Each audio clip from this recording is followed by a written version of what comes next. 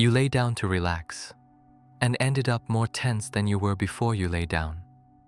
It's not irony at the end of the day. It's not anxiety without a cause. It's the nervous system responding to the command, relax, in the only way it can respond to any command. With effort. And effort, for the nervous system, is activation. You know this experience in several different forms. Someone tells you that you need to rest, and the pressure to rest becomes, itself, another item on the list of things that need to be done. You close your eyes and deliberately try to release your shoulders, slow your breathing, empty your mind. And instead of emptying, your mind starts cataloging every thought that shouldn't be there. You put on calming music, turn off the lights, create the right conditions, and the system, with almost irritating consistency, becomes more alert than it was when there was noise and light. And the most common interpretation of this pattern is that you don't know how to relax, that you need to practice more, that with the right technique, the right breathing, the right position, the right app, you'll be able to produce the state you're trying to reach. What neuroscience reveals is that this interpretation is wrong at the most fundamental level. Relaxation is not a state you produce. It is a state that emerges when the conditions for it are present. And one of the main conditions for it to emerge is the absence of the effort to produce it. Herbert Benson spent decades as a researcher at Harvard Medical School and founder of the Mind-Body Medical Institute, investigating what happens in the body during states of deep rest. What he documented and described with measurable precision in what he called the relaxation response was a specific set of physiological changes: a reduction in heart rate, a reduction in blood pressure, decreased oxygen consumption, lower cortisol levels, and a shift in brainwave patterns toward greater coherence and lower activation. These parameters are real, measurable, and clinically significant. The relaxation response is a genuine physiological state, not a metaphor for feeling good, but what Benson documented with equal precision is the condition that allows this state to emerge. He called it a passive attitude. A passive attitude means, with technical precision, the absence of concern about how the process is performing, the absence of monitoring whether it is working, the absence of effort to produce the state, not indifference, not carelessness, but a relationship with the process in which the outcome is not being actively pursued. It is, at most, received. And here is the central paradox that this entire video explores. The instruction, try to relax, is structurally incompatible with the passive attitude that the relaxation response requires. Trying is effort. Effort is activation of the sympathetic nervous system. And activation of the sympathetic nervous system is the opposite state from what the relaxation response represents. When you try to relax, when relaxation becomes a task, a goal, something that needs to be achieved, you are recruiting exactly the system that produces the opposite state from the one you are trying to produce. It's like trying to fall asleep faster by consciously making an effort to fall asleep. Anyone who has tried knows the result. The effort to fall asleep is what keeps you awake. The effort to relax is what keeps you activated, not because the system is perverse. Because effort and genuine relaxation use opposing systems of the autonomic nervous system, and activating one is, by definition, inhibiting the other. But there is something even more specific happening when the effort to relax fails. Something that is not only the sympathetic activation generated by the effort itself, but a second mechanism triggered by the very act of trying to produce a specific emotional state. A mechanism that researcher Iris Mauss documented in a way that illuminates not only relaxation, but any attempt to force an internal state. Iris Mauss, a psychologist at the University of California, Berkeley, conducted a series of studies on something that seems to contradict every intuition about well-being. The more people value feeling happy, the more happiness is treated as a goal to be achieved, a state that needs to be produced, the less happy they tend to be. Not because happiness is unattainable, but because intensely valuing a specific emotional state creates a monitoring mechanism that works against that state arriving naturally. The mechanism works like this. When an emotional state becomes a goal, I need to feel good. I need to be relaxed. I need to be able to rest. The system begins continuously monitoring how close or far it is from reaching that state. This monitoring has specific consequences. First, it creates an attentional pattern that is constantly checking. Have I gotten there yet? Is it working? Should I be feeling more relaxed now than I was before? Second, every check inevitably finds a gap between the current state and the desired state. Because if the desired state had been fully reached, the monitoring would have stopped. Third, that gap generates disappointment, frustration, or additional pressure to produce the state that has not yet arrived. And fourth, that disappointment or pressure is itself a form of emotional activation, which is the opposite of what was being sought. Mauss documented this cycle specifically in relation to happiness, but the mechanism is identical for any attempt to force a positive internal state, including relaxation. Think about what happens when you lie down with the deliberate intention of relaxing and your breathing does not slow down the way you expected. The system does not simply register this as neutral information, it interprets it as failure. Why isn't this working? It's been 5 minutes and I'm still tense. I need to try harder. Each of these thoughts is, in itself, activation. Monitoring the failure to relax is producing exactly the state that relaxation was supposed to resolve. Psychiatrist Viktor Frankl, who developed logotherapy from his experience in concentration camps and decades of clinical practice in Vienna, arrived at this same paradox through a completely different path. Frankl described a therapeutic technique he called paradoxical intention. The idea was counterintuitive and, to many patients, seemed absurd when they first heard it. Instead of instructing anxious patients to try to control or eliminate the symptom that was troubling them, insomnia, trembling, sweating, a racing heart, Frankl instructed them to want the symptom, to deliberately wish for the symptom to appear with all its force, to actively try to produce what they were trying to avoid. The result, documented clinically over decades, was often a significant reduction in the symptom. The mechanism Frankl identified is precise. Anxiety about a symptom, fear of fear, worry about a racing heart, tension around insomnia is often what amplifies and maintains the symptom. When the patient stops fighting the symptom and instead intends it, the monitoring amplification anxiety loop is interrupted. And without that loop, the system has the condition it was missing to do what it naturally does when it is not being supervised. Regulate. Applied to relaxation, Frankl's insight is direct. The struggle to relax is what prevents relaxation. Not because the system is stubborn, but because struggle and relaxation are, neurologically, mutually exclusive. One cannot coexist with the other, and as long as there is struggle, there is no space for what the struggle was trying to produce. Think of a very concrete situation that illustrates this immediately. You are at a medical appointment and the doctor needs to check your blood pressure. The equipment is placed on your arm, the doctor asks you to relax, and you, feeling the pressure of the request, monitoring whether or not you are relaxing enough for the reading to be accurate, immediately become more tense than you were before the request. Your blood pressure rises, not because you are afraid of the result, because try to relax is an instruction that activates monitoring, and monitoring activates the system. Or, you are in an uncomfortable social situation, and someone tells you, calm down, there's nothing wrong. And you immediately become more activated than you were before. Because the instruction to stay calm implicitly contains the information that you should be calmer than you are, which is, in itself, a source of pressure. If this describes something you have experienced, that specific frustration of trying to relax and getting the opposite effect, this channel exists to name exactly what is happening. Subscribe so the next video will already be waiting for you, but there is still another dimension that goes beyond monitoring and paradoxical intention, one that reveals what happens in the brain at a measurable neural level when different regulation strategies are used, and why some strategies activate the systems that are supposed to be deactivated. Kevin Oxner, a neuroscientist at Columbia University, spent years mapping what happens in the brain when people use different strategies to regulate emotional states. Using functional neuroimaging, he and his team observed the neural differences between two fundamentally different approaches to dealing with difficult emotional states. The first is suppression, trying to control, suppress, or eliminate an unwanted emotional state. I can't be anxious right now. This needs to stop. I'm going to force myself to relax. The second is reappraisal, changing the meaning assigned to a situation so that the emotional state naturally becomes different, not fighting against the state, but changing the relationship with the context that produced it.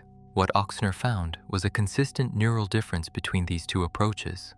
Suppression, the active attempt to control the emotional state, tends to activate the prefrontal cortex in ways that, rather than inhibiting activity in the limbic system, can maintain or amplify it. The system that is supposed to turn off the alarm is, in practice, adding processing to the alarm, monitoring it, evaluating it, managing it. All of this requires activation of the same system that governs the stress response. Reappraisal, on the other hand, showed different patterns, with lower activation of the threat response system when successful. Not because it eliminated the state, but because it changed the interpretation of what was being felt. What this reveals about forced relaxation is precise. Trying to force yourself to relax is a form of suppression. It is the system saying, this state of activation is undesirable and needs to be eliminated. And the attempt to eliminate it recruits the prefrontal cortex in ways that add to the processing of the state, instead of allowing the system to simply release what it was carrying. Psychologist Stephen Hayes from the University of Nevada, Reno, approached the same problem through clinical psychology. Hayes developed acceptance and commitment therapy, known as ACT, specifically around an observation he spent years refining. The attempt to control unwanted internal experiences, thoughts, feelings, bodily sensations, is not only ineffective, but often generates additional suffering. Hayes called this pattern experiential avoidance. The central idea is this: when an unwanted internal experience appears, anxiety, tension, discomfort, the natural impulse is to fight against it. Try to eliminate it. Create distance between yourself and it. Do anything to make it stop. But fighting against an internal experience has a specific cost that Ochsner mapped neurologically. Fighting requires attention. Attention requires activation, and activation is the very state the fight was trying to reduce. The paradox is structural, not accidental, not something that can be solved with more effort or a better technique. What Hayes proposed as an alternative was not a more effective relaxation technique. It was a change in the relationship with the internal experience. Instead of, this needs to stop, the position would be, this is here right now, and I can function while it is here. Not acceptance as resignation, not giving up or indifference, but a relationship with the state that is not at war with it, and therefore does not add the layer of activation that the war produces. And what this change in relationship often produces, as a secondary effect, not as the goal, is a natural reduction in activation. Not because relaxation was forced, but because the effort to fight against the state was suspended. And without that effort, the system does what it would naturally do when nothing is standing in the way. It returns to its baseline. Think about how this explains something many people notice but rarely manage to name. Moments of genuine relaxation rarely happen when you are trying to relax. They happen when you are absorbed in something interesting and your attention has completely moved outward. When you are in a genuinely engaging conversation and time passes without you noticing. When you are doing something that requires enough presence that there is no room for monitoring.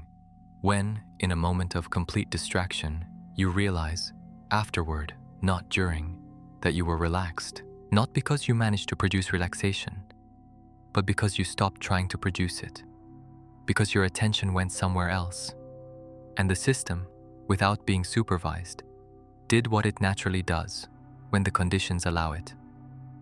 This does not mean relaxation techniques are useless. It means they work when they create the conditions for relaxation to emerge, and fail when they are treated as methods of force for producing a result. Slow breathing does not force relaxation. It creates physiological conditions that make relaxation more likely, but only when your attention is on the breathing, without monitoring whether relaxation is arriving as a consequence. The moment you start checking whether it is working is the moment it stops working. The central thesis of everything explored in this video is simple to state. Relaxation is not something you produce. It is something that happens when you stop trying to produce it, not as motivational advice. As a description of the mechanism, the relaxation response that Benson documented with all of its measurable physiological parameters, emerges when sympathetic nervous system activity decreases and the parasympathetic nervous system takes over. This process cannot be commanded by the prefrontal cortex. It happens subcortically, like all autonomic processes. The cortex can create conditions that favor the descent. It can direct attention toward the breath in a way that makes the descent more likely. It can change the interpretation of a situation so that perceived threat decreases and, with it, activation. What the cortex cannot do is order the autonomic nervous system to relax. Because the autonomic nervous system does not receive commands from the cortex in the same way skeletal muscles do, it responds to conditions, not commands. And the most fundamental condition for autonomic downregulation is the absence of active monitoring of the state itself, because monitoring is cortical activation, and cortical activation keeps the sympathetic system sufficiently engaged to prevent the descent from fully occurring.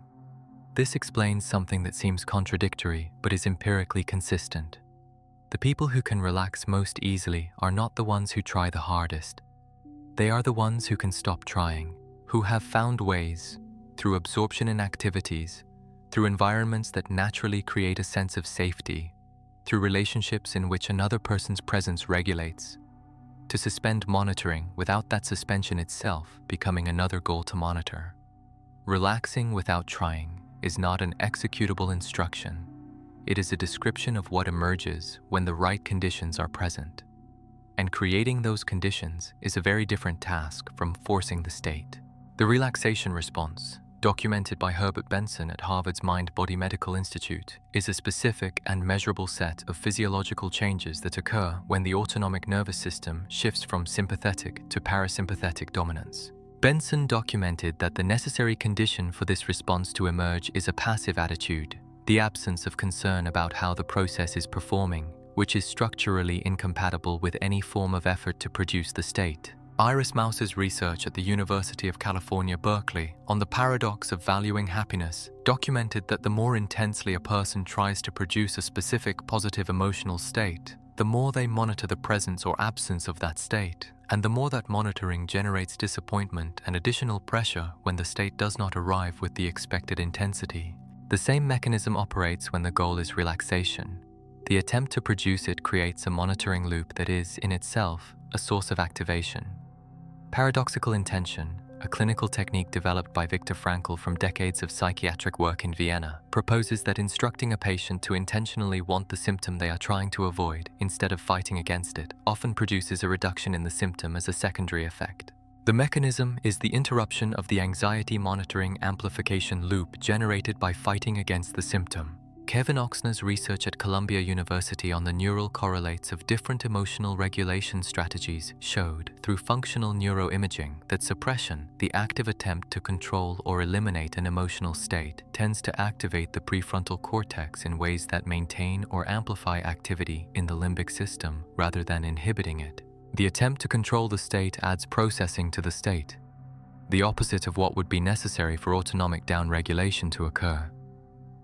Acceptance and commitment therapy, developed by Stephen Hayes at the University of Nevada, Reno, identifies experiential avoidance, the attempt to control, eliminate, or escape unwanted internal experiences, as a central mechanism of psychological suffering.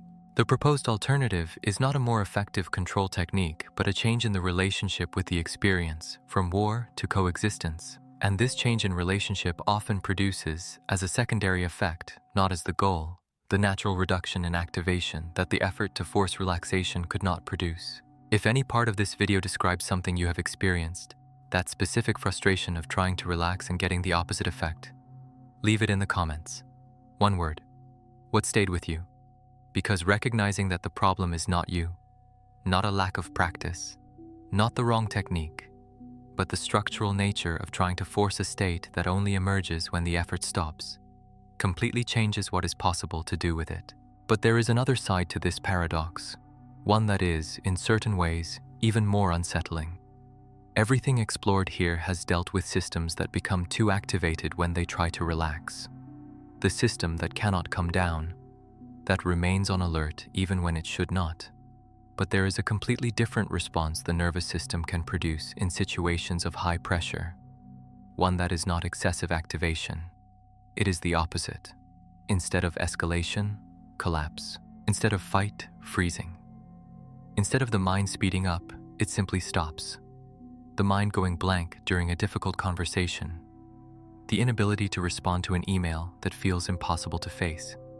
The paralysis in front of a decision that objectively is not that complex. The moment someone asks a question and, in a silence that seems to last much longer than it actually does, there simply is no answer available.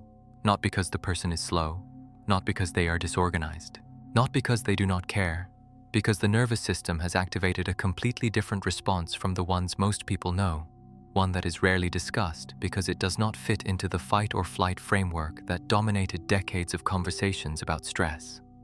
The third state, what appears when neither fighting nor fleeing seems possible, and what this state produces in the mind, body, and behavior in ways that many people have mistakenly interpreted as laziness, weakness, or lack of commitment for years, sometimes decades. The next video will name it with the precision it deserves.